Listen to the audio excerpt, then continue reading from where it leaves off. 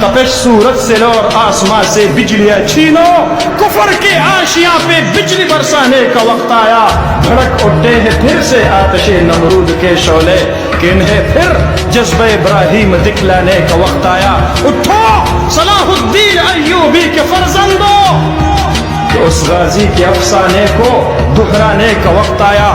جوانان وطن اٹھو، کفن بردوش ہو جاؤ، جہادی فی سبیل اللہ کر جانے کا وقت آیا۔ نبی کی آبرو باقی رہے گی، تم بھی باقی ہو، وگرنہ پھر غلامی میں الجھ جانے کا وقت آیا۔ سنو یہ روزہ اطہر سے کیا آواز آتی ہے، مسلمانوں میری حرمت پہ کٹ جانے کا وقت۔ محمد کو سدا بیدار رہنا ہے، ابھی ختم نبوت پر بہت ہوشیار رہنا ہے۔